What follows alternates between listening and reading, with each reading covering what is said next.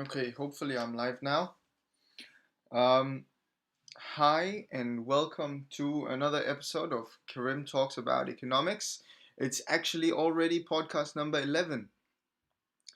Ye- Yesterday we did not celebrate number 10, but it's a great achievement that I'm very happy to have. So, for the new listeners, what characterizes this podcast and makes it different than other podcasts are three characteristics. It is spontaneous, it's informative, and it's open minded. It's spontaneous in the sense, hello, hmm,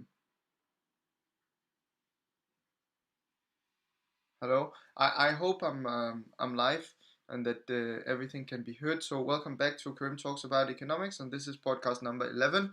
And what characterizes this podcast from other podcasts is three things: it's spontaneous, it's informative, and it's open minded. It's spontaneous in the sense that the minimal amount of things are planned ahead, and that allows us to move into different directions that we might not otherwise have gone through because it's not a presentation as such, but more of a discussion. It's informative in the sense that I don't even know what the conclusions are going to be prior to doing this podcast. So it's even informative for myself, and it must also be informative for you as it's new thoughts that you hear. I also sometimes have some guests, and that is also informative for me and for you if you've not met these people before and asked them the exact questions that I ask them. Thirdly, it's open minded in the sense that or I am not. Bound by specific ideology, but are rather open to all questions. I am not restricted by any political motivation, uh, but I ask questions freely to understand new things and to open my mind to new things. So usually we have news at the beginning, then a follow up from last time, and then we read a small part of a book or we have an interview, and then we sit and conclude and try to think about, well, what is it actually that has been said in these interviews and what has been talked about, and therefore we reach new conclusions and we present a new question that we have to think about for next time. And lastly, we have a Q&A session, and for the most part that has been non-existent. However, it might start to be existing in the future as this podcast becomes more important. But as you will notice, I'm doing this podcast today a little bit early, and that's because I have something to do later tonight, and I know I won't be able to do it then. But also because I have a surprise, which is a guest. For the fourth day in a row, we have a guest that is going to tell us about other things. And this guest is quite an important individual, and he requested it to be in the morning, and he also might have limited time. And there you have it. It is a male, and I am calling him right now. Let's see if this works. So the guest that I have with me is called Bassem Abdallah, and Bassem, as you can see here on the screen, um, has been with me for quite some time. One can argue. As you can see here, he's been even to my graduation, and that comes as no surprise, as he is my father as well. But in a professional sense, he is an associate professor at the university at a university in Saudi Arabia, and he's been a scientist for a very long time.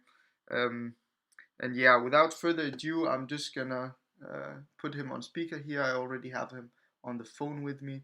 So, hi Bassem, how are you doing? Or Dr. Bassem? Fine, thank you, Karim. Nice to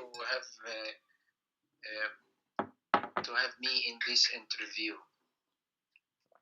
Yeah, and thanks for taking the time. Really, I know you're quite busy, and and yeah, you have a lot of things That's to look to. that's my pleasure. My pleasure. Yeah.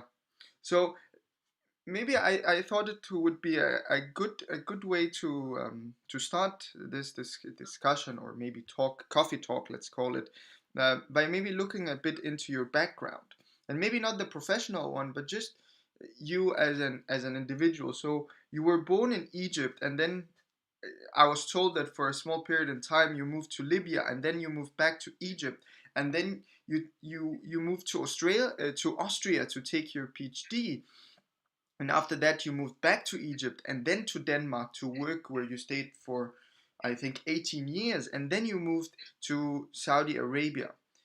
Um, so how come you've moved that much in your life? I yeah. Thanks for this for reading my history. But actually, it's the science. And I don't believe that science has a special place or a special land. I mean, you have to follow your science everywhere. So actually, my academic career who forced me to do such traveling a lot and moving from one place to another. But in reality, I don't think I am the best one of moving from one place to the other, because in the whole of my career life, it was only, I mean, I have only 3 or 4 jobs Okay, yeah, with fixed place. So most of my jobs was has a kind of I have spent a long time for in each position. So I don't believe that I am the one who is moving a lot, but maybe the diversity of places that I have been. So I haven't been in Europe only, but I have been in Egypt and then moved to Europe and moved back between Egypt and Europe until I become, I mean, totally a resident in Denmark mm, for more than 17 years, and then decide to try something else, to open a new a new center in another place. So I moved to the other place, which is totally different country. So it actually I have been acquiring a lot of experience due to this diversity in my career life. okay. Yeah, you said something that's quite nice at the beginning, that science has no country. Um, Yeah, that's true. I mean, when you are doing research, it's actually not science, but in particular research. Let's call it research. mm, When you are doing research, you are facing a fact that you shouldn't believe that the research has a one land. That if I do my research in US, then this is the best, or if I do my research in Denmark, this is the best. You should take it, because now I mean, now we are all working together, and I have been publishing several publications where I have people working everywhere in the world. So you shouldn't, you shouldn't minimize your focus to a specific place by itself, but you have to spread your communication to be in touch with researchers outside. And every day we hear about new techniques that emerged in a new in another country. Not all techniques has been emerged in in US, in the States. By mm, example, even all what you have with all of these techniques, you still need something to make to run your techniques, your high tech equipment, or your high tech research. And this is actually coming from a country like Saudi Arabia. When you collect a specific type of samples, Mm. For example, for viruses, this coronavirus since 6 years was emerged here in Saudi Arabia with camel problems and with some hospitals. And this is very precious samples. You can't get these samples from from Europe, for example, at that time. Then Yeah. you are in need to have the raw materials from other place. So so this is what I believe. Yeah. Yeah. So it's not about the country itself, but how I understand it, it's then about the community for which you're a part of, right? Exactly. Yeah. Exactly, you are right. It is a community. It's actually how you are communicated in your research is how you will succeed in what you are doing. Mm. Communication is very, very important for you as a researcher. And being in different places, this is giving you the opportunity to have communication with different scientists all Yeah. over the world. So I could imagine that you're quite in favor of more globalization and creating synergies between different cultures and different people and maybe even different professions. Yeah, definitely. This is a Yeah. This is the aim of any researcher, even when he's moving from one place to the other, is that not to move his, he's not moving, I mean, his equipments, but what he is moving is moving his ideas and moving his collaborators, not Mm. moving the collaborators from the place by itself, but it's moving, I mean, his communication with them from the other place. Yeah. Okay. So it's kind of the know-how uh, that Yeah, is being transported across nations, and that can only be transported with people. Because yes, it can be online, all of these things, but of course, um, the internet itself and information on the internet doesn't have a network, as you also mentioned. yeah. Um, so currently we see a lot of geopolitical tension, and let's first start with maybe the COVID that has definitely minimized the mobility of individuals. Um, and how has that influenced the sciences? Yeah, I mean, of course, it differs now from the Gulf area to Europe. So the situation now is different. But at the beginning, it's actually restricted a lot because, you know, research, especially biomedical research, Mm. is based on experimental, experimental environment. I mean, is you have to go and do your experiment. So Yeah. at the first level, this is actually minimizing doing your experiment in the lab. Yeah. This has been affected a lot. The other thing is, of course, it affects the movement of the good scientists from one place to the other. Mm. For example, here in Saudi Arabia, they shut down most labs here at that time when the COVID started, and then actually it was very difficult to recruit new scientists to Gulf area until now. There is a very strict, a high restriction in, in recruiting people, new people to research, especially actually that the international flights still, restricted here in Saudi Arabia. But I guess my friends in Europe, telling me that they have their normal daily life and they are Okay. doing their experiments, they are doing their communication. All over the world, of course, it's affecting the main important thing for any scientist, which is conferences. Conferences can Yeah. be made online, that's fine. But conferences also is very important for the interaction and the enhancing collaboration between different scientists from different places. This is actually affected a lot. So until now, conferences are prohibited. You can do it online, but still you are missing an important thing. You're moving around posters, you're moving um, to hear lecture. You're moving inside the conference hall to meet other people and to discuss with them your research and to gain more information about new techniques, to even be in the exhibition in any conference. This is very, very beneficial for any scientist who is talking face to face to the new, to the people who are owning the new techniques, or who are advertising new medication and so on.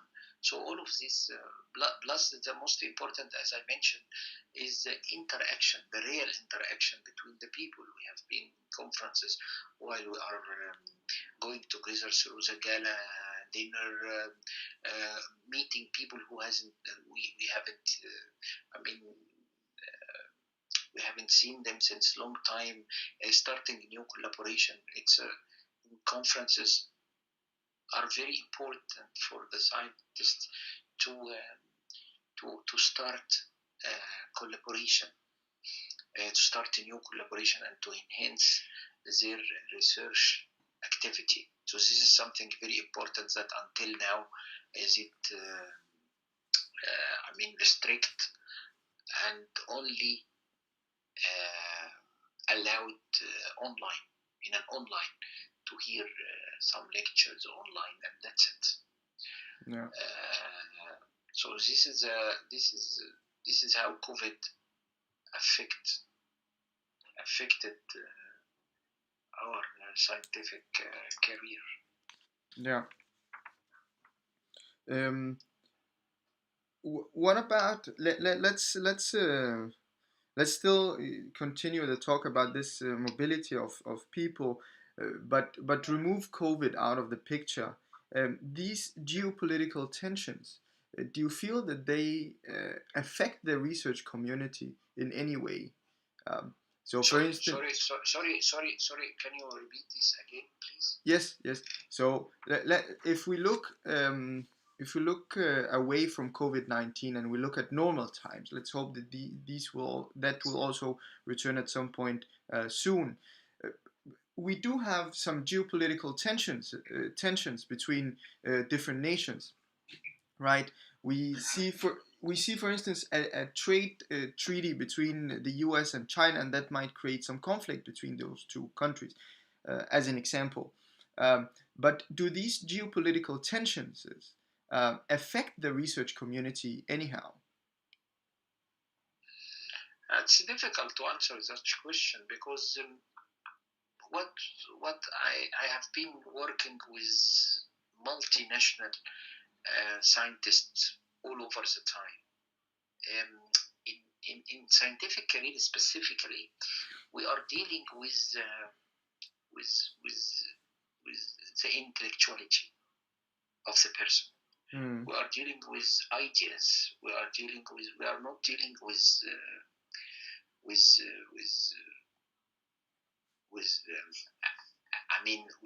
a human being as a human being, a girl or a man, black or white, and so on. We are not dealing with such things. Religion is not important for us. So we are dealing actually with ideas. We are dealing with creativity. We are dealing with intellectuality. I don't think that this should be affected by COVID-19 because, the research in US, to be honest, the research in US, not in Europe, the research in US is mainly based on a postdoc, on a Chinese postdoc. Okay. To be honest. Yeah. I have been visiting the US around 14 times. Yeah. And there I can see that any conference in US is fully with people from China, for example. In Europe, we have more from India, for example. We are dealing with ideas. We are not dealing with people as they are from this what you call it, geopolitical. Geopolitical conflicts or tensions. Yeah. Tensions. So this is. I don't think that this is. Will be affected, or will be the case. Okay. Yeah. That's, I think, is a really good thing, and that also relates a little bit for the viewers here to what our guest yesterday said with about the medical oath, that you should treat everyone equally regardless of race, sex, ethnicity, and social class. Definitely, definitely. Yeah. And this is written in any contract, in any advertisement for a new job, any vacant position in research, even in a private sector. It's very clear. Yeah. That's good. That's pretty good. So China is representing the US, and India is representing the EU, and regardless of what happens, it's about new innovation and the intellectual and the academic personalities rather than the personal personalities of these people. Um, if we go more into what you're researching into, um, can you tell us a little bit about the process? And now I move back into COVID-19, into what is the process of developing a vaccine, and can it really be true that we can develop it within 2 years? Because my guest yesterday said that that would be a world record if that happened. I mean, the vaccine field of study is not my main field of interest. Okay. But I am a cell biologist. Yeah. My main field is stem cell biology and molecular biology. But I mean, we have been all working with immunology and with antibodies and with all of this field, and that's true. I mean, a vaccine, as such, a vaccine need time. I mean, and I don't believe that will be ready by the end of this year. I mean, maybe by the end of the year, and this is, as you mentioned, it will be a record. Yeah. If it happened, because I mean, I can tell you a very small experiment. My very small experiment. I've been working on producing an antibody. By example, this is another example. By trying to produce an antibody called the blocking antibody. This antibody is working as the antibody is coming inside when you inject it in a patient. This is what we imagine. This is what we proposed. That this antibody, when it's injected to the patient, it comes to the protein, but it's not binding to the protein itself, but it's blocking the protein. And this was a kind of protein that is causing bone loss. That is cause the bone to go through bone resorption. So we wanted to block this protein, and we block this protein by designing some antibodies and producing these antibodies to block this protein. This is called blocking antibodies. And to do these blocking antibodies and to try it at my level, I mean, with my tools, and I have several people working in that. It takes a year to not to produce the antibody. It's like to produce the vaccine. Yeah. And they are different. Of course, I know that the vaccine is different than the antibody, but I mean, they are working around this area of immunology I'm talking about. Yeah. And this is, to do this, it takes few months to produce, 25 antibodies. 25 different antibodies for the same, targeting the same protein. But to select the one that is blocking this protein takes around 2 years. Oh. So to produce a vaccine, it's fine. It will be produced. But to try the vaccine that has the specificity to the COVID-19 and to work without affecting the immune system of the volunteers, this needs a huge amount of time. This needs a lot of trials. It's not just the injection and that's it. It has a lot of side effects. Other side effects has to be tried. Yeah. So it should take sometimes, and we shouldn't be in hurry with that, because we have to be sure about that, because this can cause other effects that is we don't really undesirable effects that we don't really need it. Yeah. But for the treatment of the COVID-19, I think the researchers should work more on the treatment of the COVID-19. But I can tell you that other viruses, influenza viruses, we don't have a kind of specific treatment for the normal influenza that we have. Moreover, even other viruses that we have since, decades, and 30 years or more than 30 years, like HCV, for example, hepatitis C. Hepatitis C has been, all the people has been treated. The only thing to treat this virus is the liver transplantation. The people worked on a drug that can stop this virus for decades, and then finally they discovered it. So how long it takes? It takes around 20 years to develop this drug, and now we can treat the HCV in 6 months, right? Okay. I think for COVID-19 and the research, I have another point of view that I would like to mention it.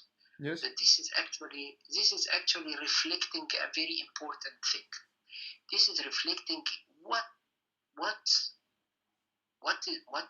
are our priorities in science. What is your priorities to doing science all over the world? I think the pandemic diseases didn't take the attraction from the scientists from the beginning, and there wasn't a huge amount of focus from the private sector of pharmaceutical companies to focus on producing drugs for these viruses or to develop the research in this area. And that's why we are suffering now from finding or diagnosing or developing a drug for such viruses. This is very clear. Our priorities for the green energy, for the electric cars, for other things in the field, for treatment, stem cell transplantation, for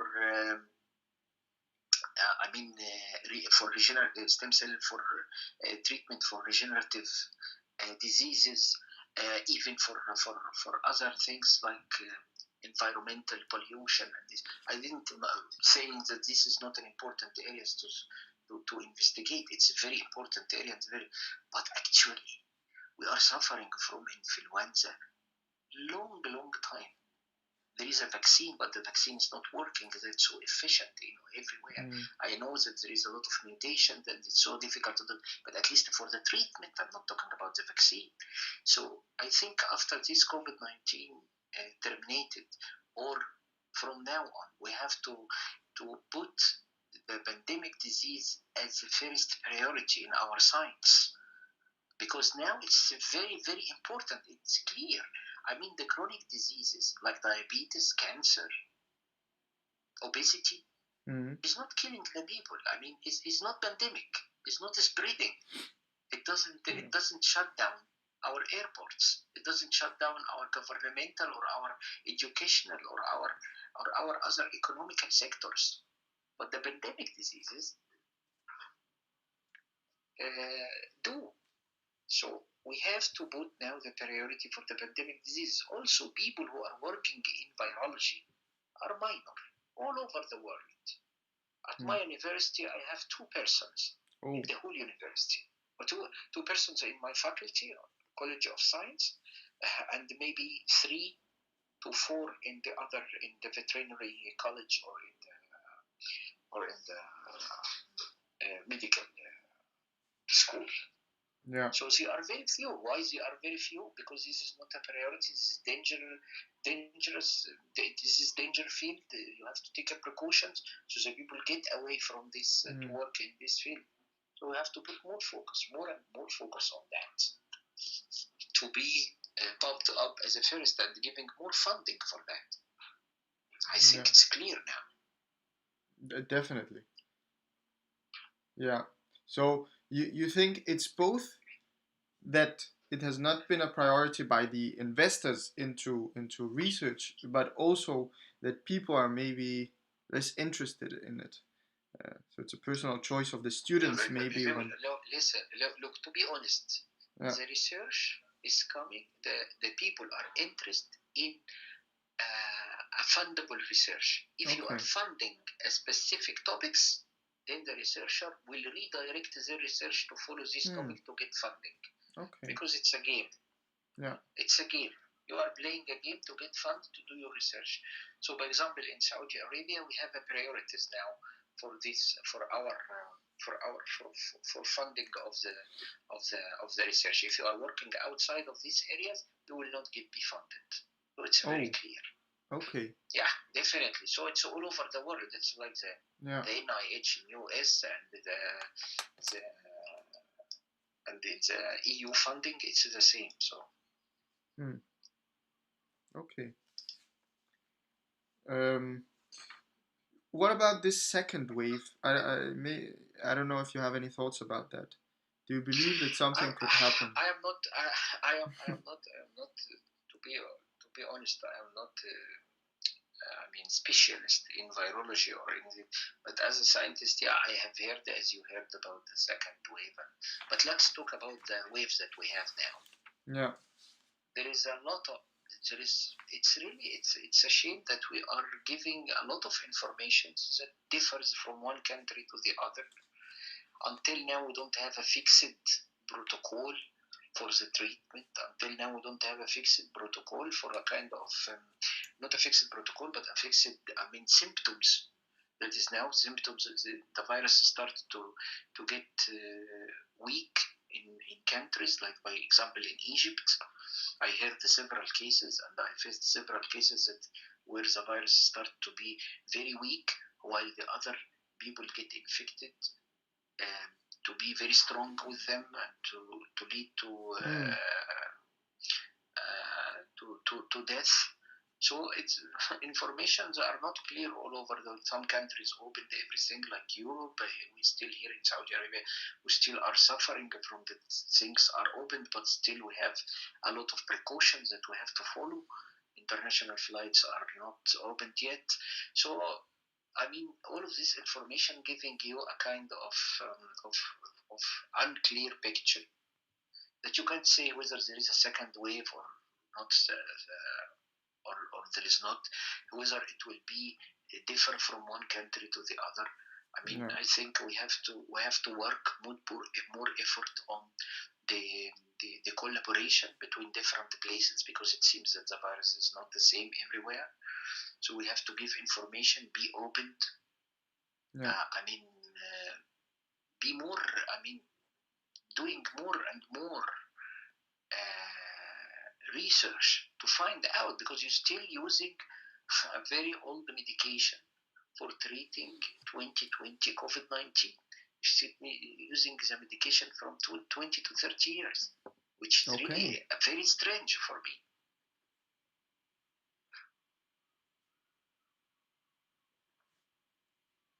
me. That is something that I did not know, and I don't think that anyone outside this environment actually knew that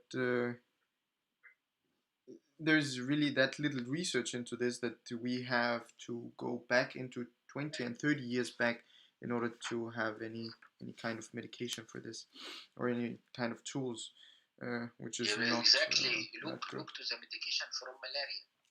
Yeah. Hydroquinone.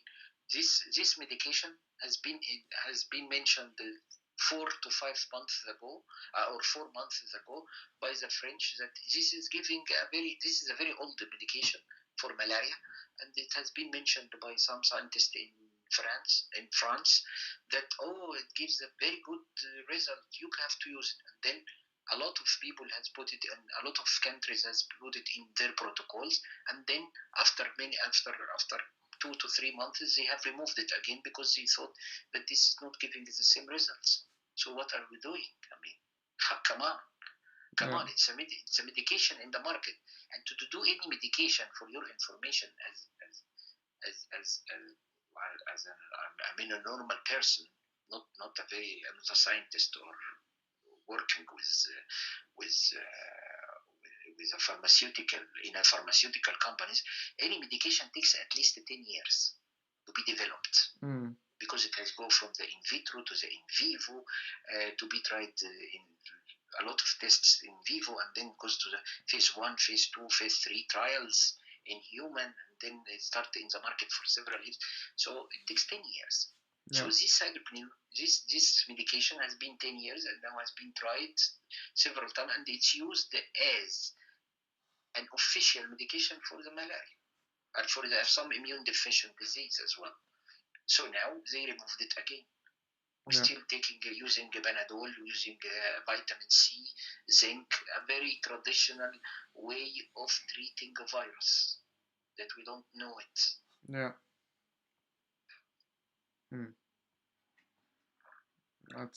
That's not really reassuring at all. Okay.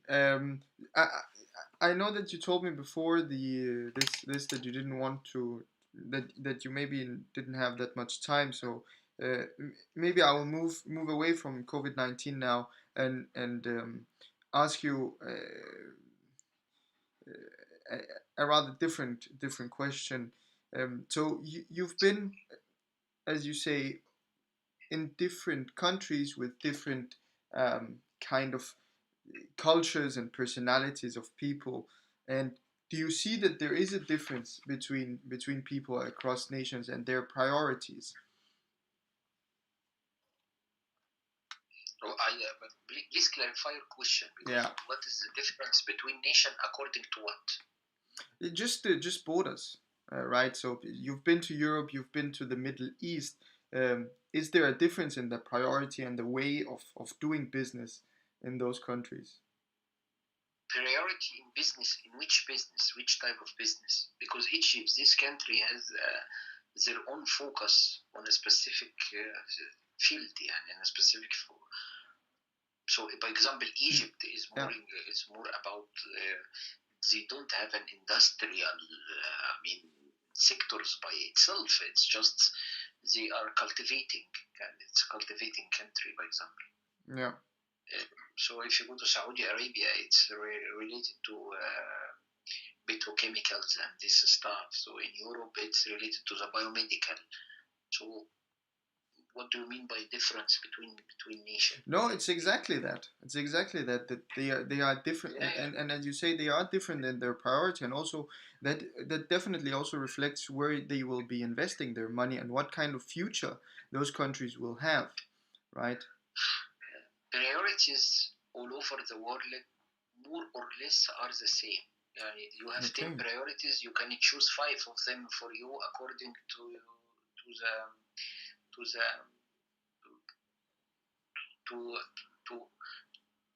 the raw materials you have, or to the tools you have, or to the money you have, or to the priorities with your strategic plan for development, and so on.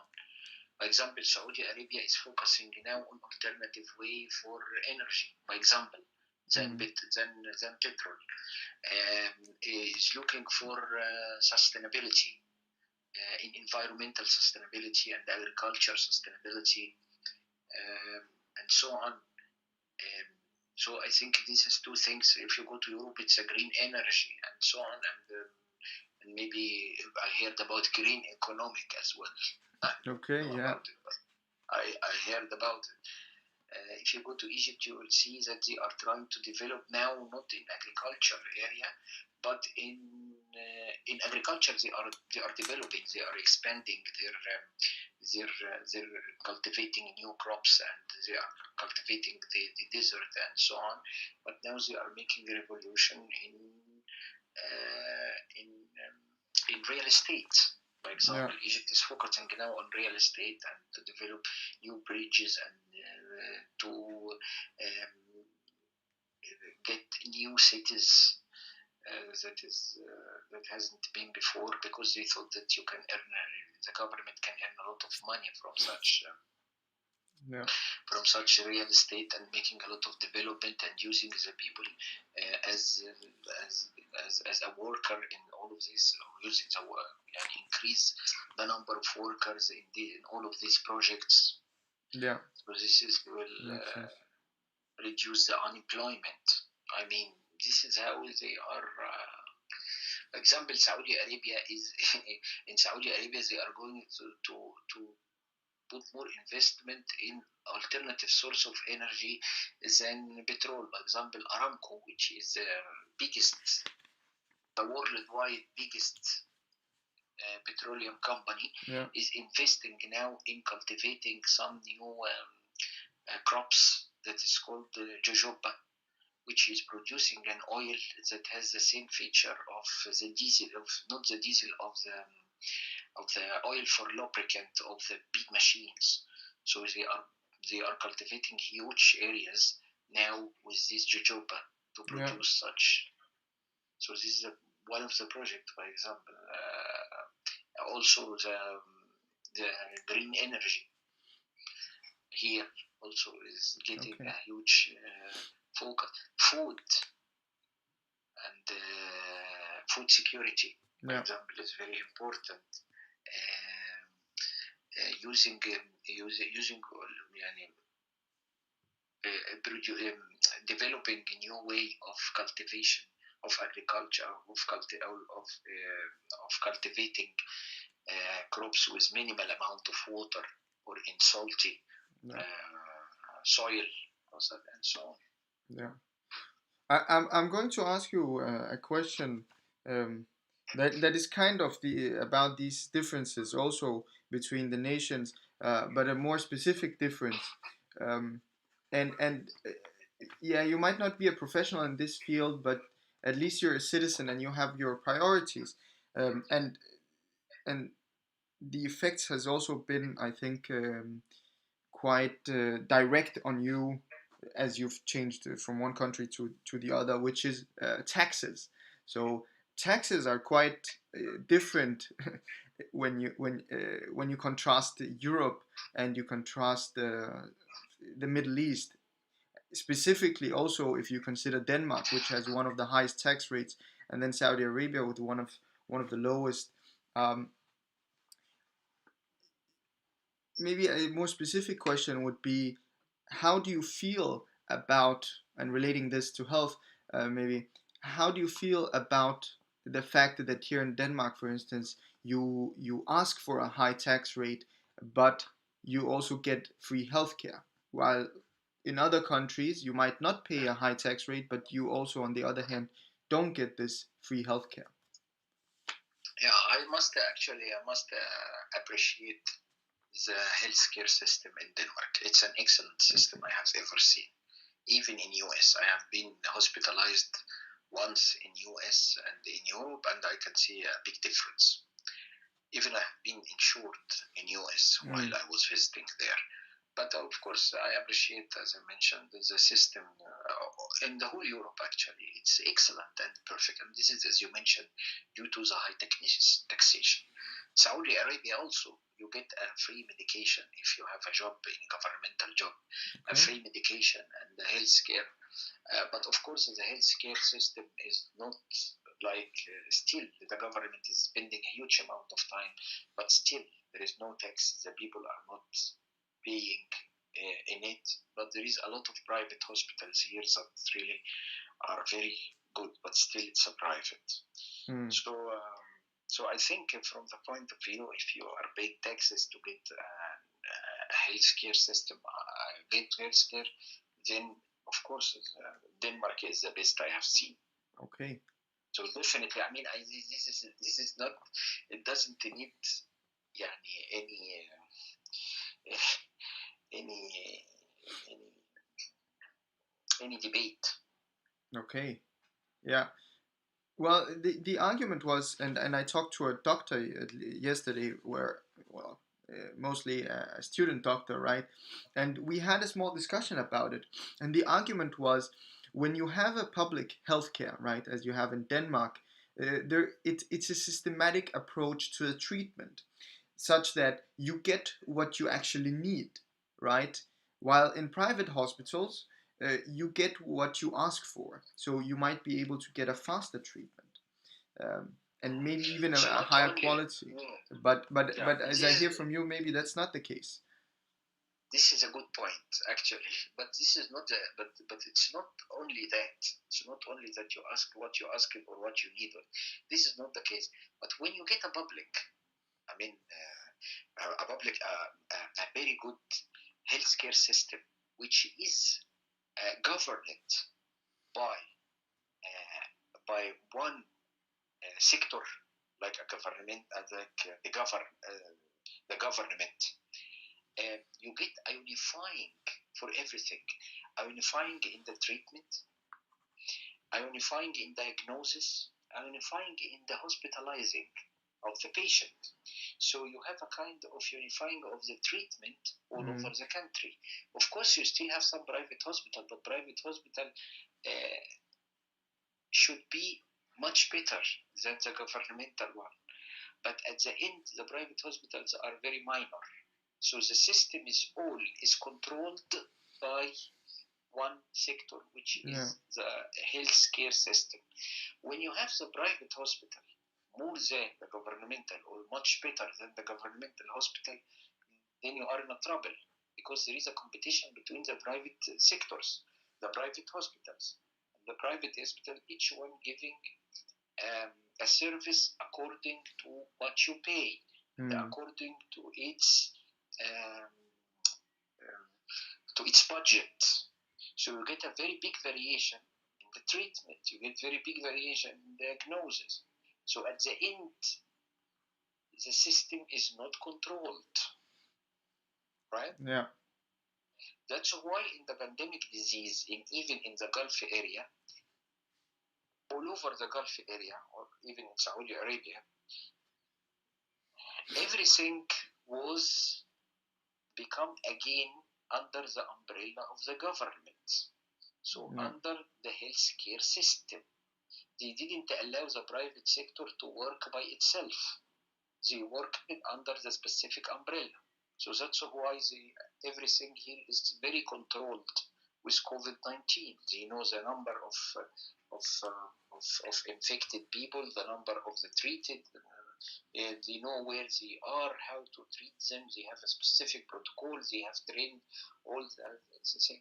So of course, when you have the healthcare system controlled by one source or by one institute, is much better than to have a competition between different private hospitals. Yeah, so I follow you on that. So the argument that the Americans do, that they don't want the public healthcare to be owned by the government and the government to interfere in their treatment, that's a faulty statement. And this is one of the points why in Europe COVID-19 disappeared now, at least, or terminated or reduced. Yeah. So that's why, because they have a unifying system. Yeah. Okay, that makes perfect sense. I don't think I want to hold you up much more than that, because I know you're still at work and this is just your lunch break. Thanks a lot. And do you have any final remarks, any motivation, any recommendation for anyone listening here? My recommendation is, I mentioned from the beginning, and I said it to all people. I mean, the priorities in research and in funding should be given more and more to the pandemic disease, and we shouldn't wait until we infected to be treated. We have to be ready and investigate more in such pandemic disease. Okay. Thank you. And just a clarification, that when you, because you have said that before in your speech, but you also related that to environment. So you see as investment into research as all research, not only medical research or research into economics, but you see it all as a big thing, right? But I'm talking about the pandemic disease in particular. I mean, yes, but other fields. I mean, each field has its own interest. So I don't I don't Okay. I don't know. Okay. There is some developments that happen. For example, we have been focusing on communication. We have been focusing on electric cars, so we have electric cars now. Mm. We have been focusing on green energy, so we are using green energy despite petrol is everywhere now, and they still have plenty of it. So Yeah. why we have been prepared for something that will happen in 20 years, and we got it now, and for such diseases which is affecting our whole daily life and destroys our economy a Yeah. lot, we are not ready for it. So this is what I mean. Okay. But let me just I have to be a little bit annoying here and ask you to specify. Do you mean that we should maybe take some money out of the green and put it into the pandemic diseases? You Is know, that understood correctly? I don't. If you say that, they will tell you that he's saying that because he is a biomedical Yeah. research. But and I don't like to go through this Yeah. Yeah. through this debate that I am.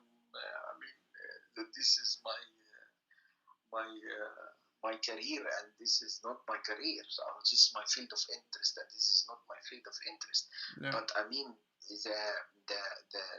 the councils of this funding agent Yeah. should really look to the issues from outside. From I mean, have the picture. I mean, to look from not from now, not from what we have now, but look at in 10 years from now. We have to be prepared for such things that's affecting our life, and they have to know where to put their money. Yeah. I mean, not all the money should go to what you have electric cars, but you cannot drive it because you have to stay home. Yeah. I mean, what you gain out of that? Yeah. You still are producing the energy which is more expensive than if you produce it by the you have a communication 5G. Okay, was very beneficial for us because we can teach online, we can meet online, we can speak online. Okay, this is very important for us. We gain, I mean, some privilege from that, from working on the communication. But I mean, other things. For example, I didn't say that, but I can say that despite putting all of your money on the chronic diseases, you can take some money or some huge money and work on the pandemic diseases as well. This is what I can say was inside the biomedical field. So. Okay, thank you a lot, Basim or Dr. Basim. Thank you a lot for your time, and yeah, see you soon. Hopefully, when they open up again. And I think now that I have you on the phone, I don't know why this is in the podcast now, but now it is. I think we will have, as you said, Europe has done a great job, so we might actually have a physical graduation in September, after all. Okay.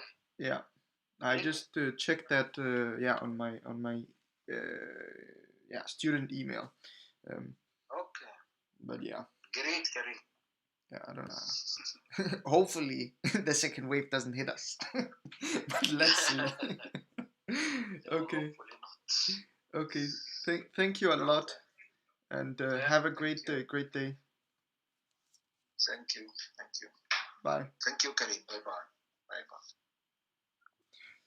So that was Dr. Basim that we talked to, or Dr. Abdallah, my father, who's been with me my entire life. One can argue, and yeah, as always, I'm gonna give you a small minute or two to digest these things while I go to the bathroom. So yes, and then when I come back, we'll go through what we really discussed and try to summarize it and relate it to economics and more directly. Right? See you in a minute.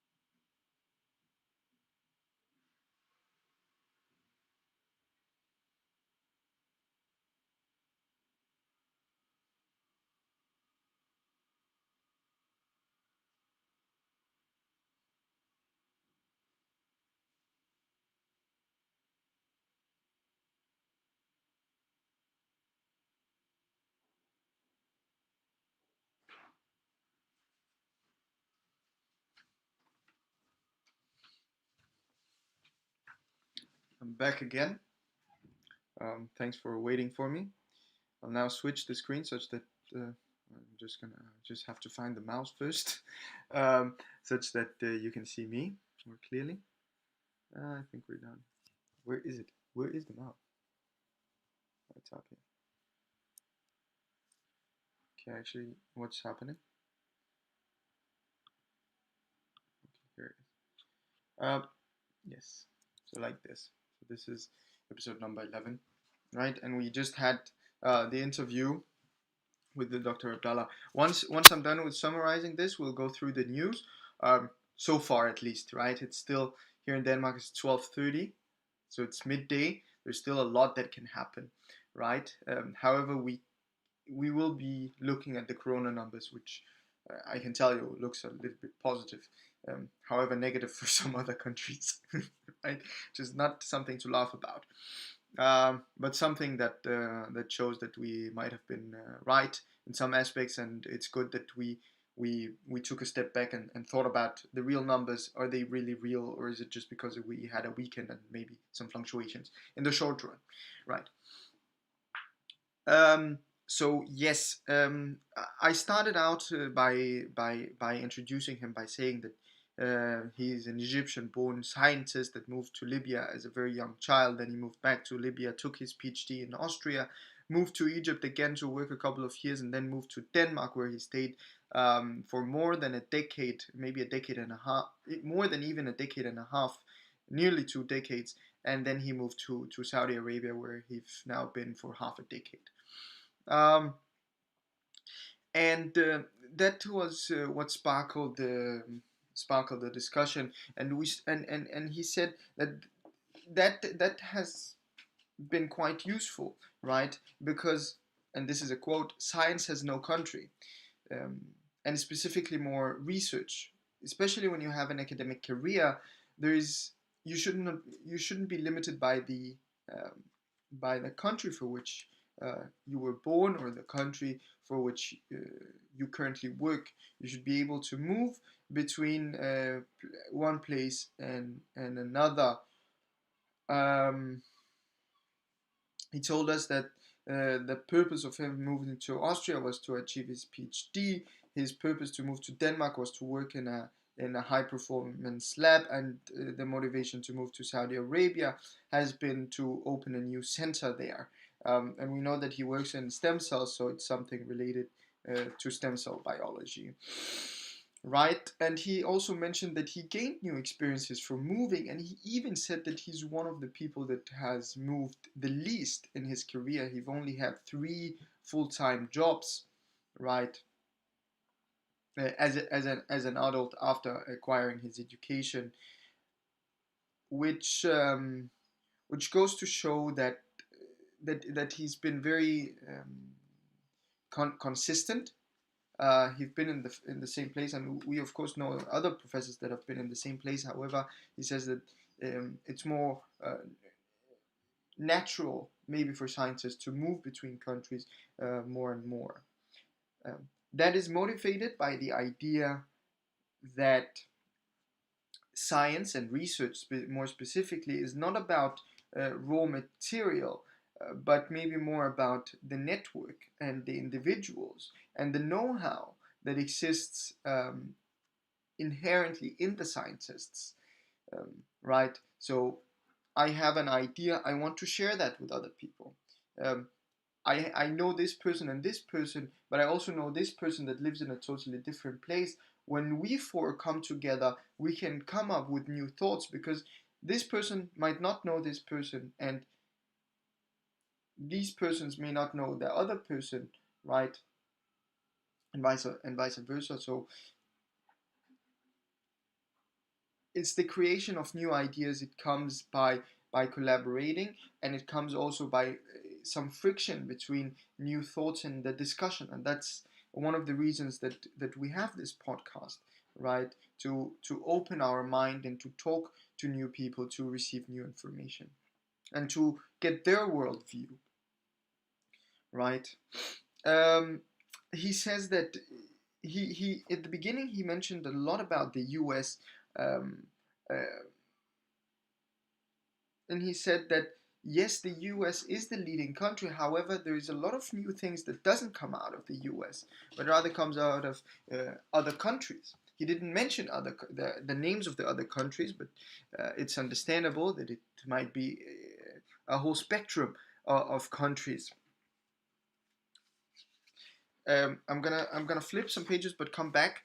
And he said that uh, we see that in the U.S. it might be that it's mostly Chinese postdocs that are motivating new research, and in EU it might also be the Indians that come here. So it's these immigrants that come with their uh, high academic knowledge and intellect that motivates new research, right? And that's not a bad thing, because as he also gives us an insight into the scientific environment should not be motivated by sex, age, or the ethnicity or the religion of an individual, or the country of origin of the individual, but rather the academic, the intellect, but also the creativity of this individual, right?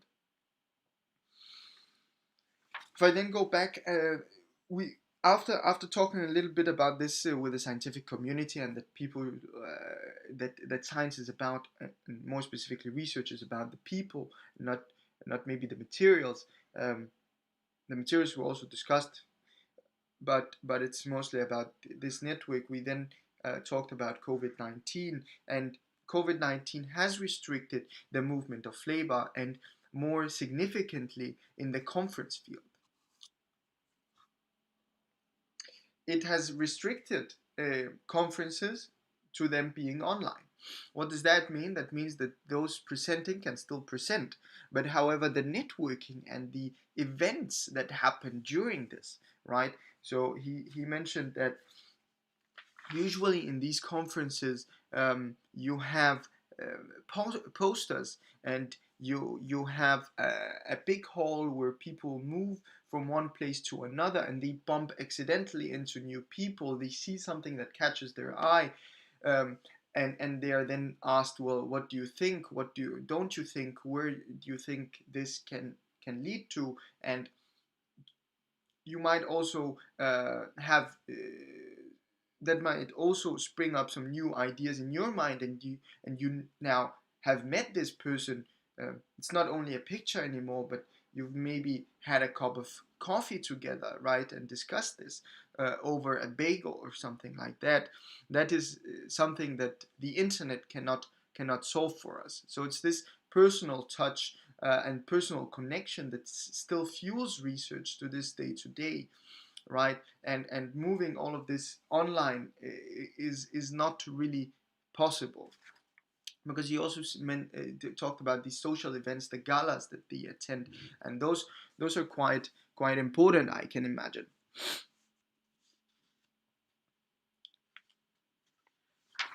When he talked about the materials, and that relates to the discussion about the US, he said that, excuse me, he said that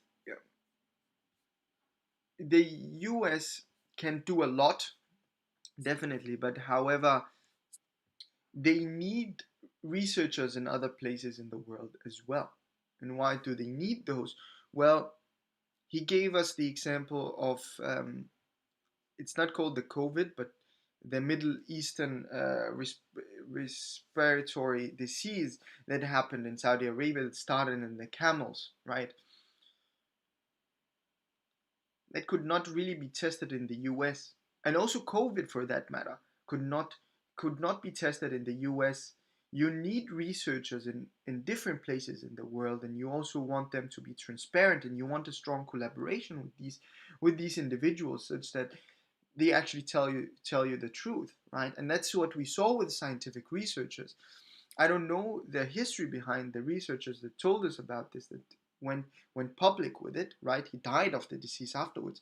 But when he came out, it might have been because he knew, and he had a network of scientists in the US, right? He'd been to conferences, he'd talked with them prior to his death, maybe for decades, right? Because he wasn't a young individual, but he might have had um, he might have been to hundreds of conferences and met thousands of scientists, and those people knew him, and when he came out, they really trusted him, right?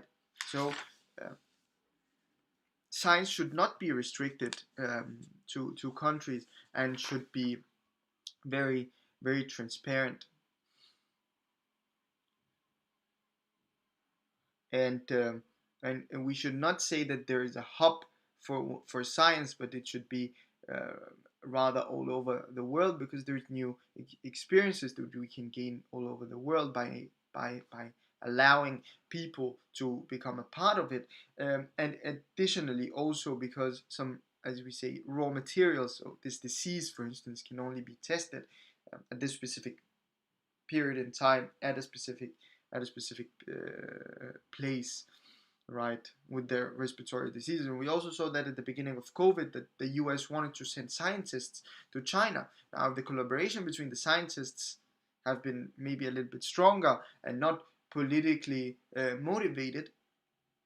Maybe the raw data would have been shared a little bit better. And we also saw in the first couple of press conferences that the US was praising the Italian scientists for being that open and being willing to share their data with with with other uh, nations, right?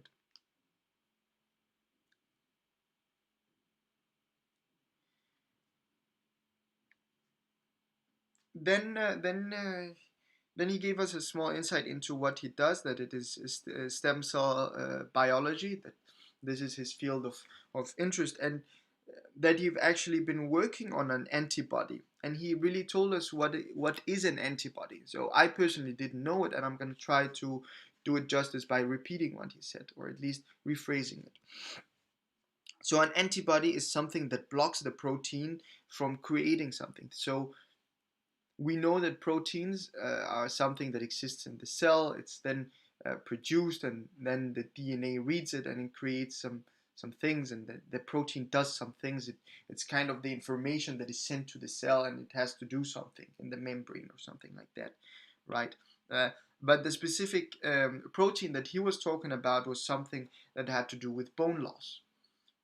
So this this protein was created, and then it made the bones weaker. So the idea was to create something that would block this protein from being red and creating weaker bones. And he said that took years, um, right? And that led us to a discussion about this vaccine that we had been talking about for the COVID. We also talked about that in episode number 10, and we quickly discovered that it would be a new world record if we can do it in 2 to 3 years. However, the picture was maybe made a little bit bleaker today, um, by discussing it with an actual scientist who've been part of creating these, well, not vaccines, but antibodies, something that's even easier, right? And the thing was that the side effects has to be checked. You have to go through multiple trials, and that's why we have this movement, or at least before the COVID, we had this movement against vaccines, that they might cause autism. So that's not a lie. However, we don't really know by the first trial what this vaccine actually does, right? We don't know how the body will react to it, which lead us to think that if this process is hurried up too much,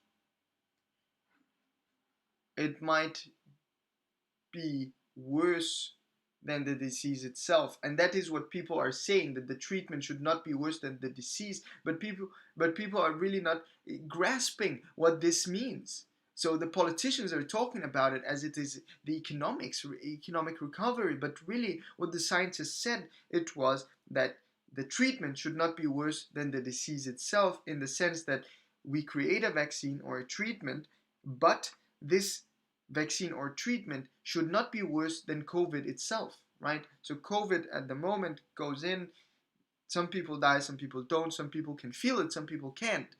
But what if we give people a vaccine and we make it by law, everyone has to get this vaccine, and then suddenly the vaccine hits everyone in the badly. That would not be a good, would definitely not be a good thing, right? So his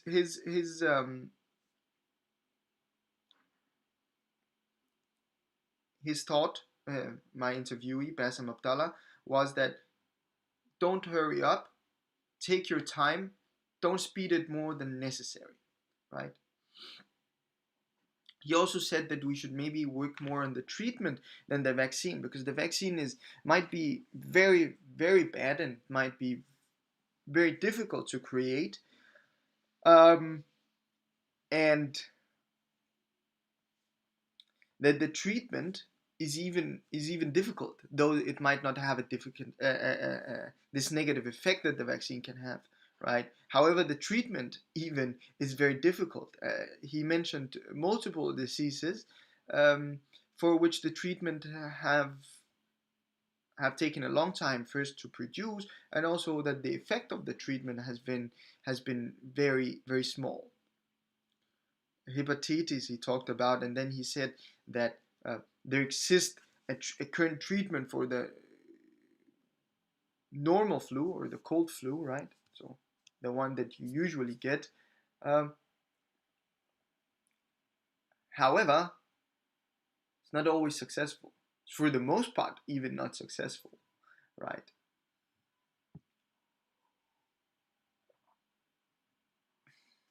And then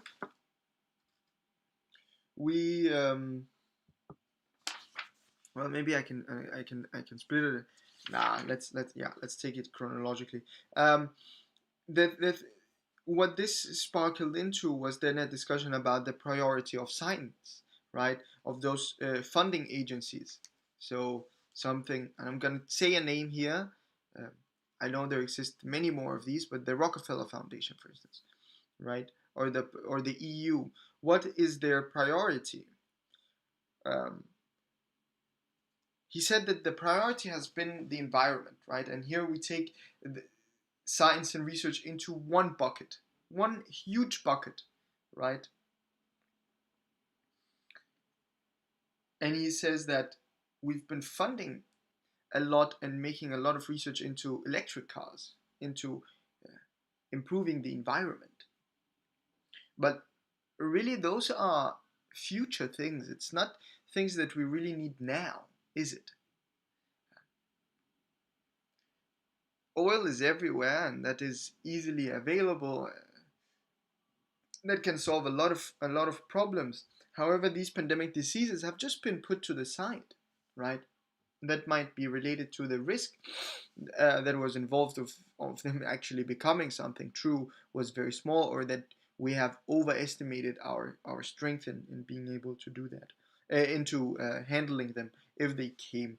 And we can also see that we as a human race have succeeded, right? We still exist. Uh, However, the importance of funding these projects have been undertoned quite largely. They have not been giving a lot of money, and that relates directly into the quote that he has, that research follows the funding. It's a game, right? You will research where you can receive the money for the research. You're not gonna do something for free, and I think that relates to Adam Smith's idea, right? It's lovely that I can always refer to this book, right? Into productive labor, right? We need productive labor, and and while we can put a specific price on the environment, and we can put a specific price on electric cars, we might not have been able to put a price of pandemic diseases. But the current crisis have really allowed us to be able to put a price on the pandemic diseases, because, as he says, it's fine to have an electric car, but when you have to stay at home, it really can't help you, right?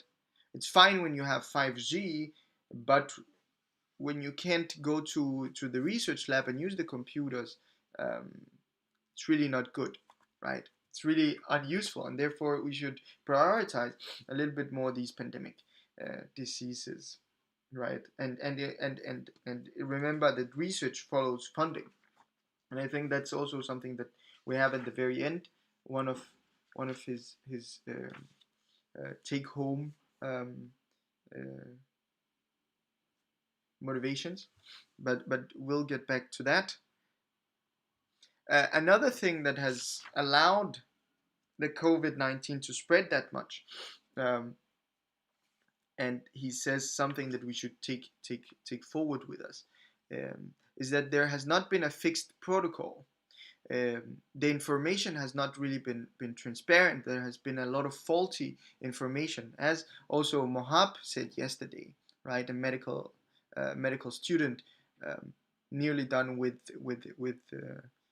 his with his bachelor's, and he's actually now currently working for the Novo Group on a research project that is exactly looking at this COVID problem, right? And taking the blood samples of people and looking at these antibody tests. So there has not been a fixed protocol, misinformation, and it's been very different from one country to the other. Now, also the way that COVID hits individual in different countries have been different. Um, the virus is not the same in different places. It's also not the exact same for different individuals. We see that in Brazil, maybe it has been more lethal than in other parts of the world. And he mentions Egypt as a country where the number of cases have been quite high, but the death rate has been quite, or the fatality rate has been low, luckily. Um, in relation to the protocol, he says that research is still using, not research, but the actual protocol includes methods that are as new as 20 to 30 years old, right? So that means that the newest thing might be 20 to 30 years, but there's something that might be even older, right? So that's not something that's good. So here, and he gives you an example of hydrochloroquine that have been said by French scientists that it might be useful, and people trusted them, right? But once it was tested, it was proven to be bad, and people stopped using it. And that goes to show that we've tried to speed up the process and make it as if yes, everything is under control, but we've really been lying to ourselves in the sense that we actually don't know a lot about these pandemic diseases because we've not prioritized them. So it's very important to prioritize these things. Now, relating back to the treatment and what we can do about this, or a final full stop to this pandemic, he said that normally making a medication takes uh, not up to, but normally in normal times 10 years, right? And that's the specific argument also by Andrew Lowe in adaptive economics, that we might need to change the way that we're funding research, um, because it takes that long of a time, and also the probability of them succeeding is might not be that high. You need different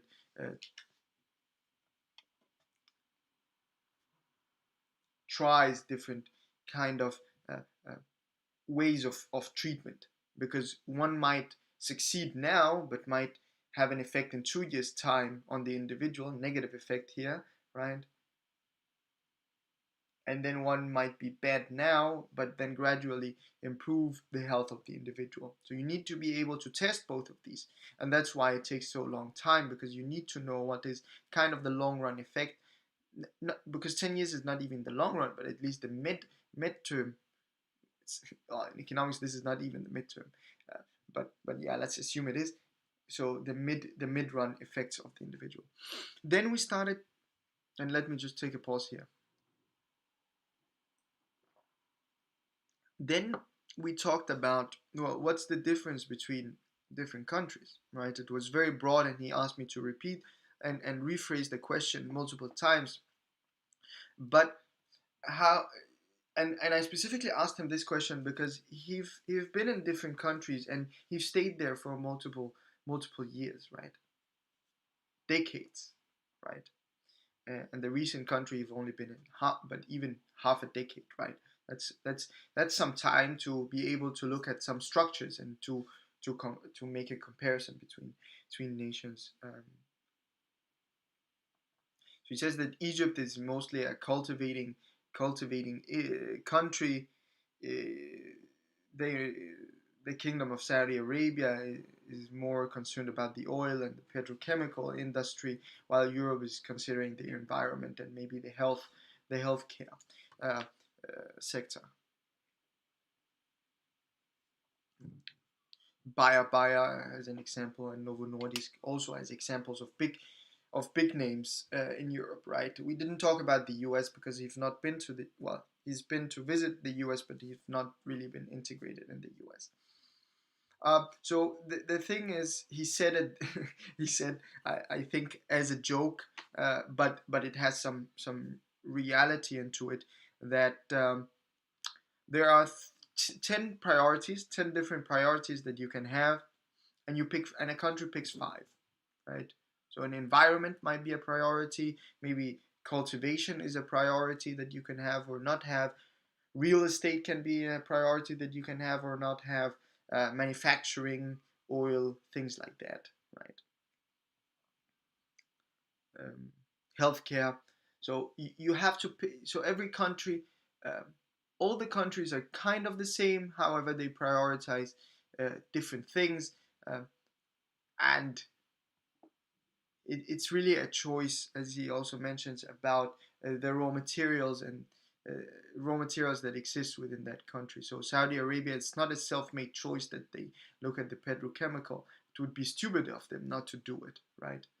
That's the cheapest thing to do, and therefore and he gives an example also that countries may change their priorities. So he says that Saudi Arabia is investing and cultivating a plant called uh, let me try to say it correctly here, gugaba, guguba, or something like that, and that's an alternative for a lubricant for heavy machinery, right? Instead of oil.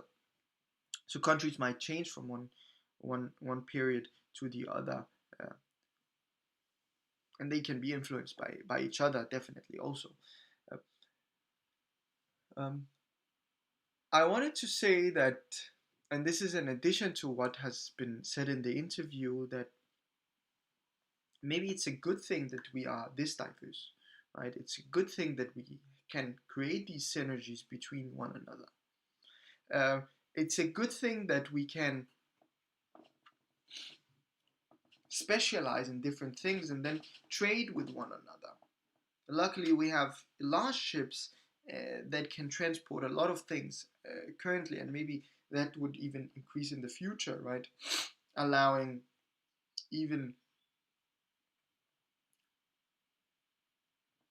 larger collaboration or collaboration in bigger projects, right? Which would be quite nice. So we see that oil, for instance, can be transported from one place to the other currently. Um, I then specified the question a little bit more and asked him, well, what does he think about the tax system? And more specifically, because I know he's not specifically a health expert, but that's an industry that he knows a lot about. So how does he feel about paying a uh, large tax but having free healthcare? And how does he think that in relation to other countries that might not have free healthcare? And he said that he could not say anything bad about the Danish healthcare system because that's the best thing he's seen in the world, even though that it is owned by the public and it is tax financed. And he said it very directly that he's been to the US and he's had a small treatment in the US, uh, and he's even been insured when he went to the hospital in the US. However, the treatment was not as good as the one he received in Denmark. He says that even in Saudi Arabia, it's public, but there also exists private, so it's a more balanced thing in Saudi Arabia. But still, the healthcare system in Denmark, which is largely publicly owned, is better than the one that exists in either Saudi Arabia or the United States. Then, luckily for us, he tried to give an explanation, which I saw as quite convincing. Um, it was, and we've also had that in economics, right? Basic economics. Um, um, that the public healthcare is governed by one entity. It means that, firstly, the argument is that they can then create a cheaper, um, well, now they have a monopoly, they can create cheaper treatment and make it standardized, right? The price, I mean, right? Price for treatment. Um, However, the treatment is also unified. So the individual is treated exactly the same regardless of the place for which he've gone down ill, which is a good thing, right? Because when the private is more than the public, uh, you then have a problem that the private will compete with one another, and the public sector would be the lowest thing, right? So very low. Uh, with respect to quality, and here I mean also with respect to maybe also mm, the numbers of the public. So let's say that the number of public hospitals are quite low, but the private is quite high. Well, you know that the private is motivated by competition, and they are motivated by profits. That means that the treatment is going to be different, um, and it will depend on how much you can pay and how much you can afford. Well, those two are quite correlated, I suppose. Um, but it really becomes different from one place and one hospital to the other if it's private. And then he said that, and I recall, and here go back to the case of Saudi Arabia where it's more balanced. Here, the government took over and said, well, now for this pandemic, we're going to take over and you're going to do the things as we tell you to do, right? And we're going to unify the treatment all over the place, which meant that you can standardize the data much easier, you can work together, you can collaborate much easier because it's such a big thing that happens at this specific point. Um, and he says that that might affect the way that COVID hits a country such as Saudi Arabia than than other countries. And then he goes back to Denmark, and but here he says Europe in general, right? Denmark has always had this unification, so they are used to it. And that's why we've been able to recover this quickly. So so yesterday we had the argument that maybe the lockdown uh, and the restriction of people was the most helpful thing. But maybe an addition to that is also that there is a unification and a standardization between the hospitals, and that everything is working under one entity rather than we're trying to compete with one another to create the best solution and the best treatment and the best data, right? It's about working together for the best of the nation. And when you consider these two factors, so the unification of the hospitals and the lockdown, right, and the group and the number of individuals that can be together in one group, FYI, that has increased to 100 now in Denmark. It's more of a package deal, right? Why COVID has not hit a country such as Denmark as hard as it has hit a country such as the United States, even when you look at it from a percentage point of view, right? So from a real point of view, not only nominal point of view. And me as an economist, that sounds very intriguing because that relates back to welfare and the Nordic welfare model, in the sense that everything is a package. It's not just a pick and choose, and you can pinpoint one thing that is the best thing. And that is the reason for the success, but it's rather the combination of all of these things, right, that makes the perfect product at the end of the day.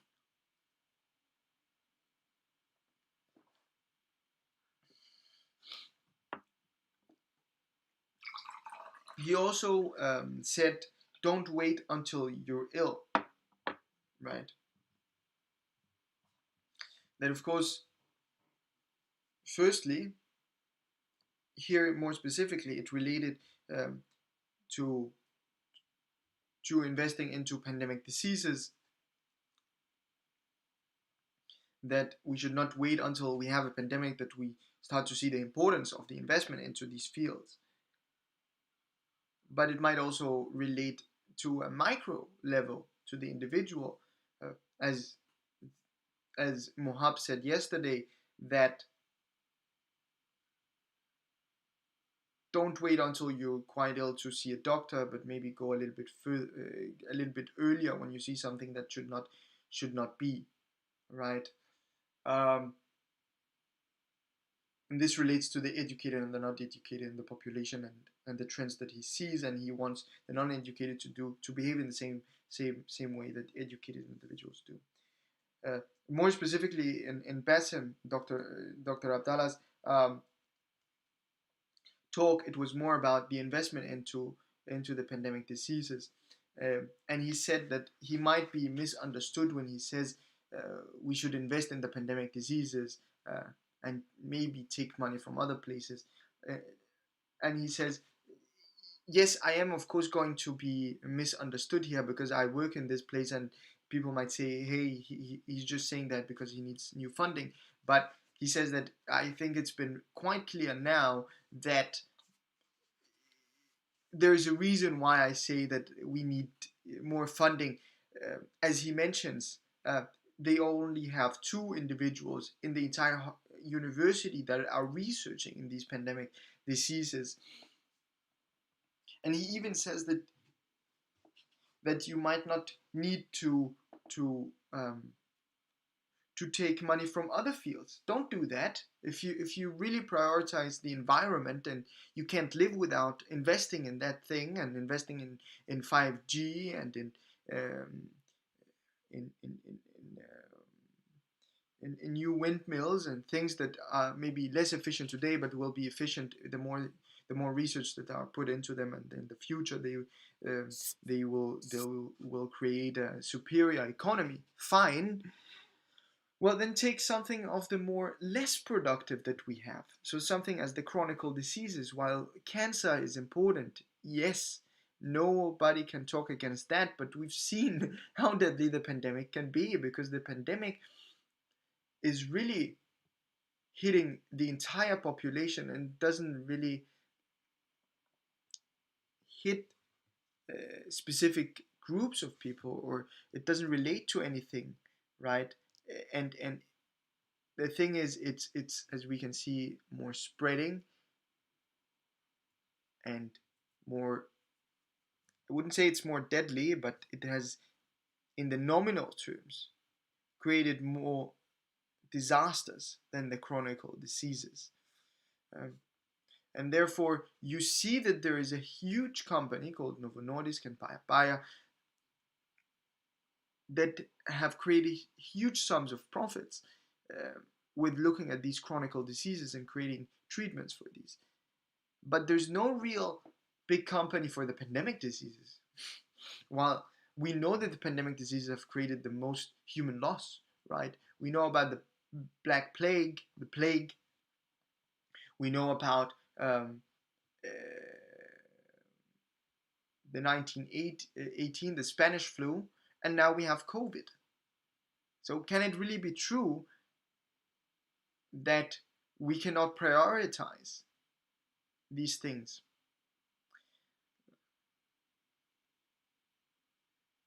I have something that I want to say personally here that, of course, relates in economics, that relates to a public good, right? The pandemic treatment is going to be a public treatment. It's not going to be chronicle. It's not going to be an individual for which we can say, hey, you specifically owe us this.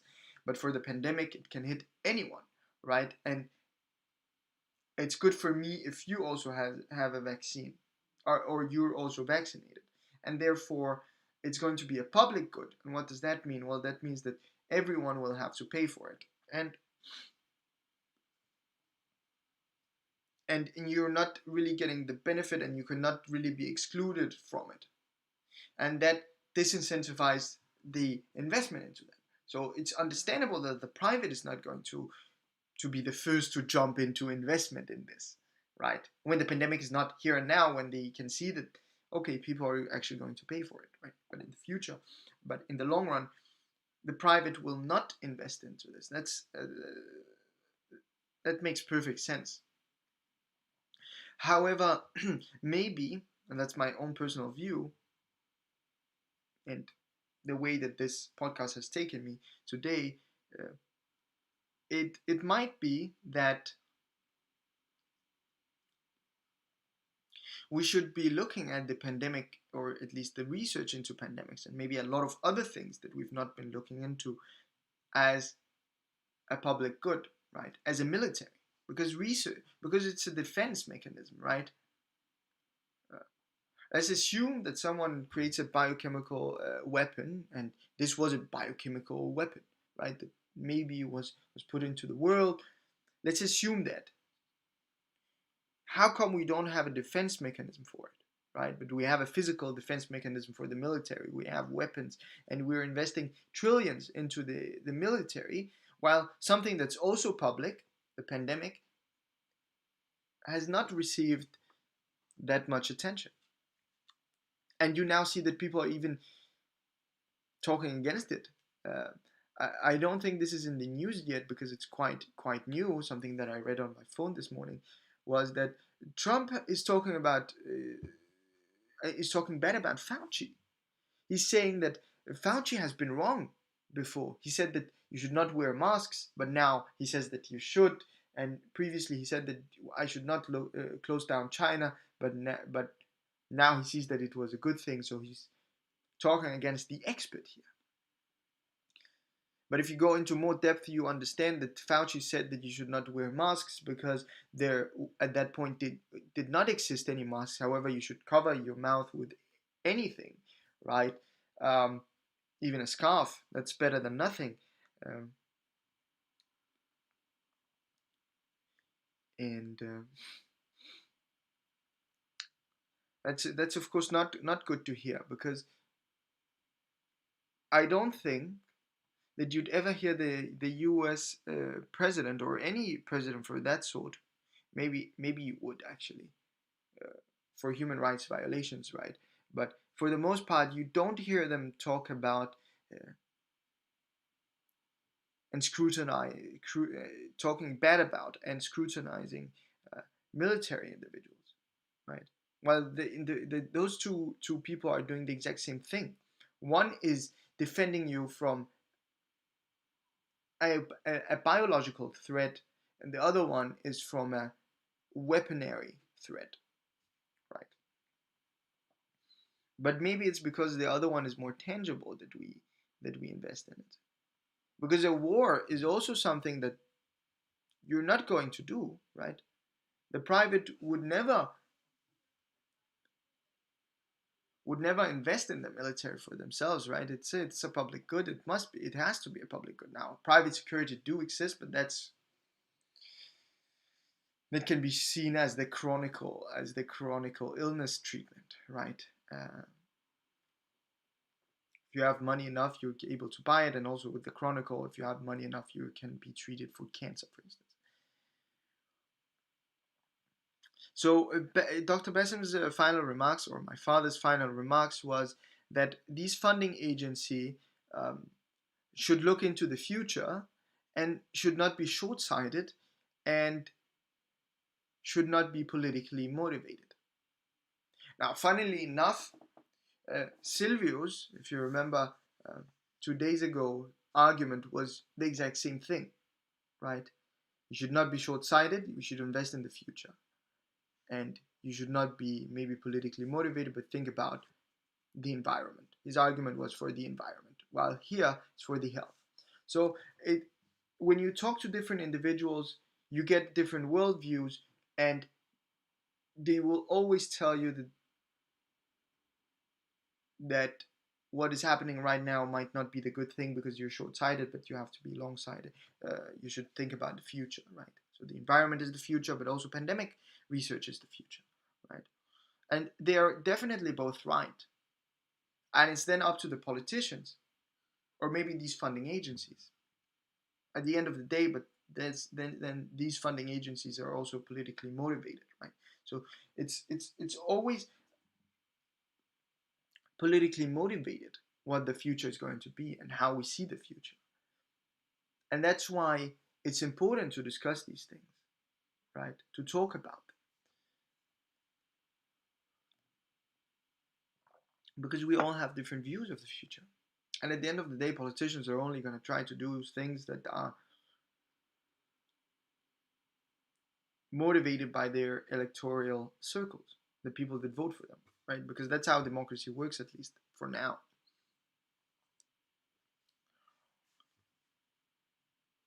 So, yeah, it's very important to know what people think and what they prioritize and how they view the future and what kind of risks they view, right? So today we had uh, an insight from an individual in the health industry, and and he could tell us that we might be short-sighted with only considering the chronic diseases but not the pandemic diseases. Now the question is, would that individual have said that 10 years ago, or 20 or 30 or 40 years ago, where nothing was happening? I don't know, but I know that people have been discussing this when it came to the HIV, and when it came to Ebola, and when it came to H1N1, right? So it's been something that has been brewing up, and now big with COVID and the MERS and the SARS, right? So it's something that has been brewing up, and because we're now discussing it, it might be that we're going to change the focus. But of course, we need to be open-minded about it, right? We need to be The politicians need to be open-minded, and they need to be open-minded to the fact that we might not have a treatment or and a vaccine for the next 10 years for this disease. And what are we then going to do? Are we going to continue uh, saying next year, next year, and be short-sighted about it and say that yes, we've invested enough in it for now, and our environment is more important, and our economy is more important, right? That's a question that only time can tell us the answer to. Uh, what do I personally hope? Well, I definitely hope that at some point, very soon, we'll have more than two individuals working on the pandemic diseases at the university, even though we might not see uh, the benefits of it today or tomorrow, because the pandemic diseases apparently are as important uh, to us as the environment, or at least it should be, right? Because as we talked with Silvio, um, the argument for the importance of the environment was that this earth is for our great grandchildren. However, they need to be secured, right? We cannot uh, leave them in a world where there is constant diseases, where constantly half of them die. Okay, that's a very terrible example, but 500,000 people die every 10th year because a random pandemic comes up, right? So we also need to invest in that. That makes perfect sense, uh, in my opinion, my humble opinion. Um, it seems as if this podcast has been very long, so it does not seem as if we're actually going to have uh, a reading session today. However, I promised a news section because that is supposedly one of the first things that I should have had, but we didn't have time for that today. So and yeah, sadly it's a little bit early, so I don't have time to go into depth with the news, but I do have some things. I'm gonna share my screen now with you. So as per usual, we're going to look at the COVID cases first, and these are, as you see, from 903. No, that's not true, is it? Well, it must be. I took this before I called Dr. Bassam. No, you can see up here, yeah. It was 11:05 that I took this screenshot. So around 2 hours ago. So it might have increased now, right? But yeah, tomorrow we'll also be looking at it in podcast number 12. But I think at podcast number 12, we're definitely going to be at 12 million, which is not something to laugh about. But it's fun that we're at 12 million. It's not good that we're so far at it and that we did not last a long time at 10 or 11. But this is a meme. It is what it is, right? We see that we're around 550. The death rate has luckily not increased that much, I see. And the seriously critical are still at 1%. A new number that I want you to look at now, and that I want to be reporting from here on out, is maybe also the death rate. The death rate is currently at 7%, and these are about the closed cases, right? So these might also change, and then this might be better or even worse, hopefully better. Right? So if we go specifically into the countries, we see that the US is back at 50,000, 55,000. So maybe it was only a dip that we had. And it's not good that they are at 55,000. It would have been good if they were at 50,000 because then it's only an increase of 5,000, which is a huge number, but it's a 10,000 increase. Now, one thing that you also have to notice, or one thing that you cannot see from here, is that California by itself accounts for 10,000 new cases. Just in one day, 10,000 new cases. Denmark has not even reached 13,000. Or no, it has. It has. But it's not at, let's say it's not at 15. So in one day, you have the amount, in one city, in one day, you have the amount of the entire, nearly, all the cases that have existed in one country for months, right? And you also see, and now we also see that Brazil is back at 48,000, which goes to show that the 20,000s that they have been telling us about the past couple of days, so it's exactly 2 days, past couple of days, are maybe not correct. Or maybe they are correct because it was the weekend or something like that. India is at 23,000, very stable, so it seems as if they are actually telling us the true numbers. However, I think that the death rate has increased for them. And if we go down, Russia is coming up at 6,000 again. South Africa is again at 10,000. Colombia is increasing. Bangladesh is at 3,000. Bangladesh is a country that actually a friend of mine told me has the highest density. I've not checked that, but the highest population density in the world, or at least their capital has that. And that once they have COVID there, it's just going to skyrocket, right? But if we look at the death rate, we see something that's not promising, which is that the US is back at nearly 1,000, 993, nearly 1,000 new death cases. Is that a good thing or a bad thing? It's definitely a bad thing, since it's clear that there's then a lag between the active cases or the new cases and the death rate, right? So maybe you're sick for 2 weeks, 3 weeks, maybe let's even say a month. and then you die. That's not good. It's definitely not good, which means that these 50,000 will be translated and will reach maybe 2,000 deaths a day, which is not going to be a good thing if we do. Right? Because the US, as you can see, is already nearly at 134,000 thousand deaths, which is not a good thing because they said that they might reach between 100 and 200 if they succeeded in taking care of the disease. But now it seems as if everything is just exploding, right? And there's no control. And that of course relates back to what Dr. Bassem said today, or Dr. Abdallah said today, my father said today, that there's no standardization, right? And everything is just happening all over the place differently.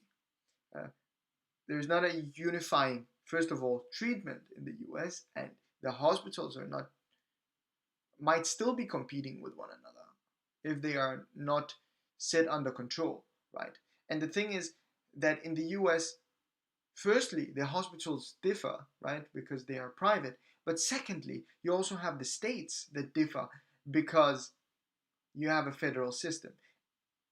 And then, top of that, a president that doesn't want, maybe a political system that doesn't want one standardization for the entire country, that just will devastate the situation even further and escalate it. If it is true that this unification does help to minimize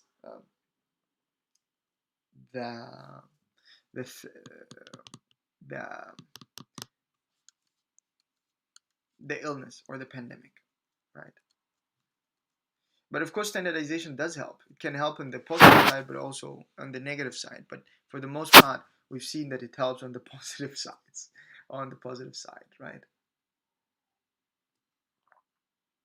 So that's what's happening. In Brazil, the death rate is 1,300, not good. And I can tell you that in the news, we still have that Bolon, what's his name? The president of Brazil. Uh,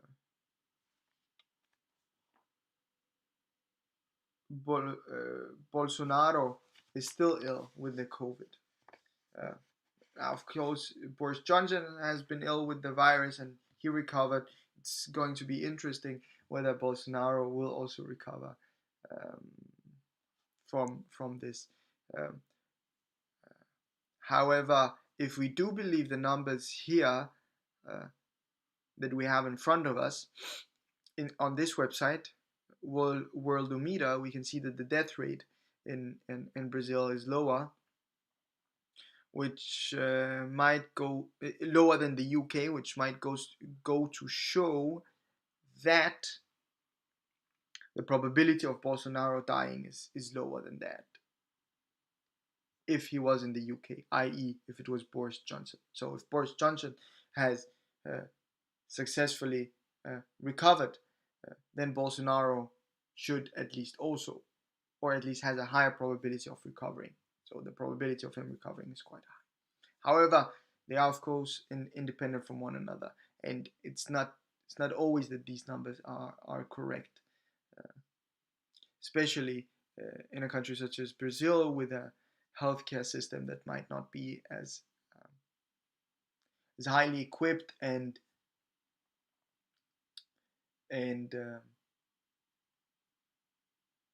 as transparent as the one in the UK.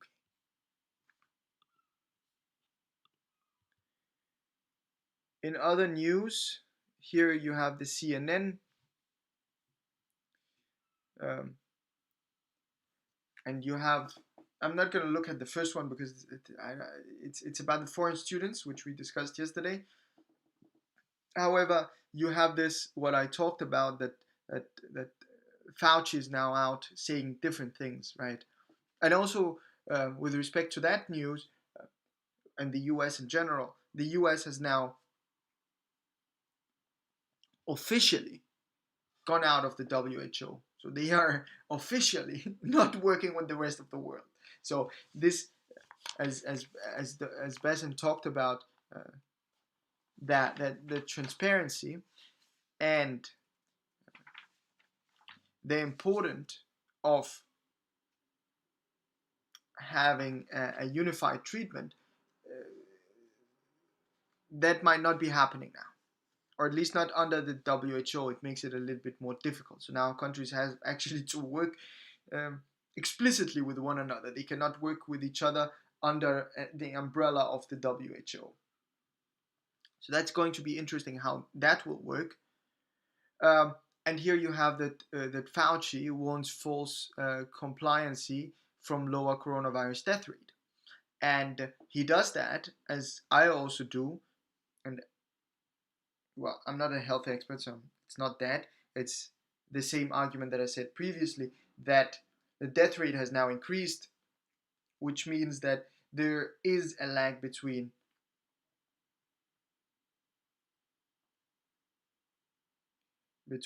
higher cases and the death rate, right? And it's a little bit scary, right?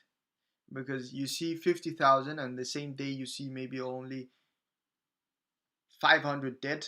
Ooh, it's going pretty well. It's going pretty well. But the death rate is that equals the one that you had maybe a month prior. And a month prior, you were down at 18,000 new cases, maybe, right? So you can only expect if the disease is the same, that when you have 50,000, you're going to have a lot more deaths.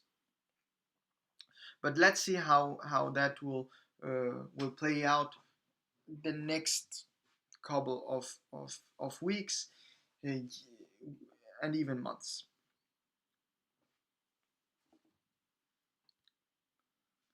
Yes.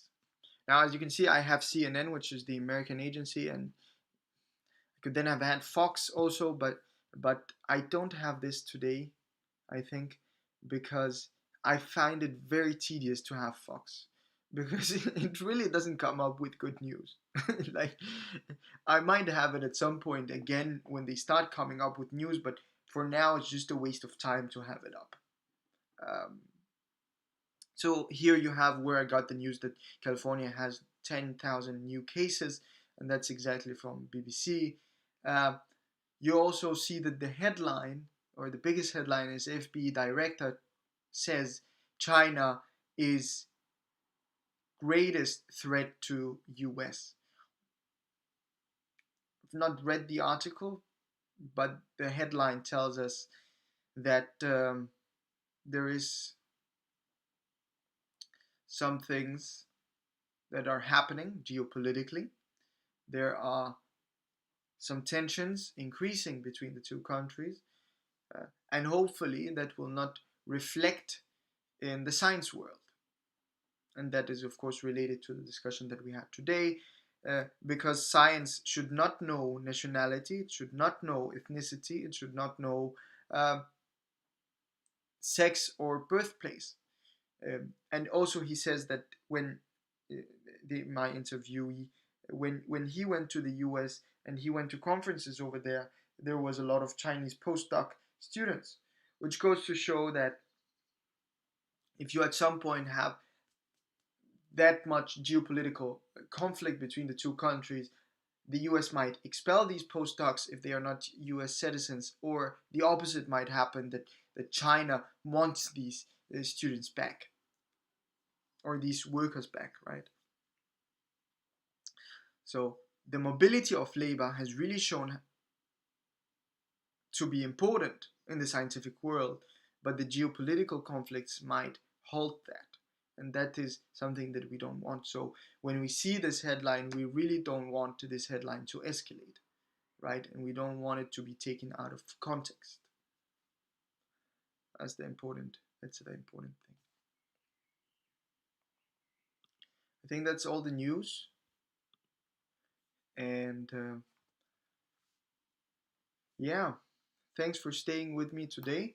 And thanks for willing to be with me early today. I know, however, that I have no view. Ooh, okay, I might actually have some viewers, which is a good thing.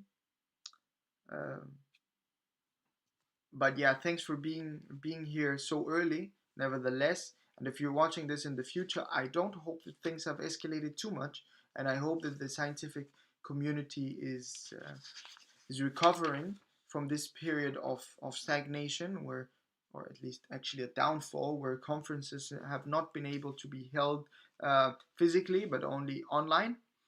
And I hope that we have a more transparent plan about how to prevent the COVID 19 from spreading even further, right? Um, and that was all for today. But as per usual,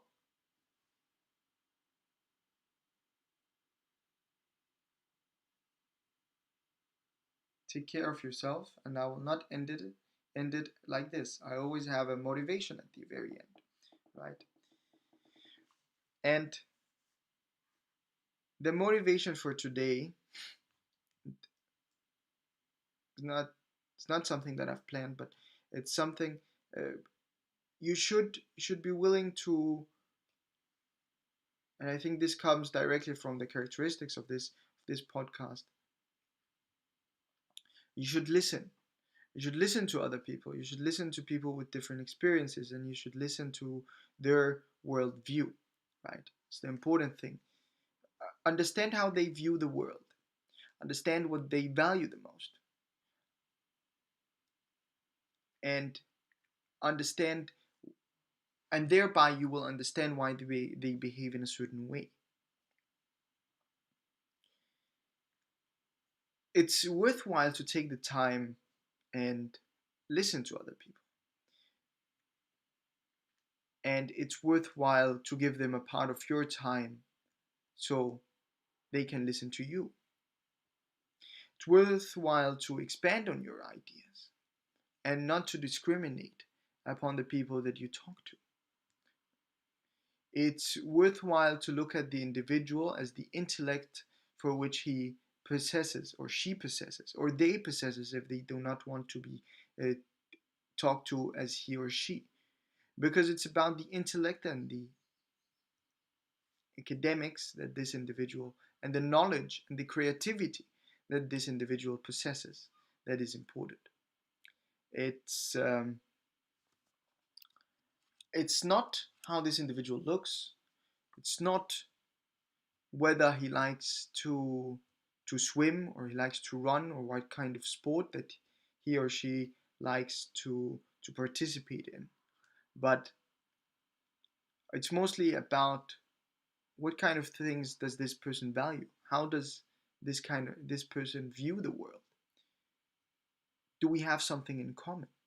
What is it that we don't have in common? Right? If you're very close to one person, well, try to ask them critical questions to understand what kind of things don't we have in common, right? What kind of synergies can we create together to become better human beings? A thing that I heard that I want to share with you is the idea that when you have when you have a banana and you share it with another person, then you only have a half a banana, right? Or when you have a banana and he has a banana and you share these bananas, there are still two bananas. Well, okay, you have one banana, you give the other person a banana, you only have one banana, or you personally, together you only have one banana, but personally you then would have zero bananas, right? So you're going to lose it. However, when you share a thought with an individual and that person just comments on it, suddenly you have your own thought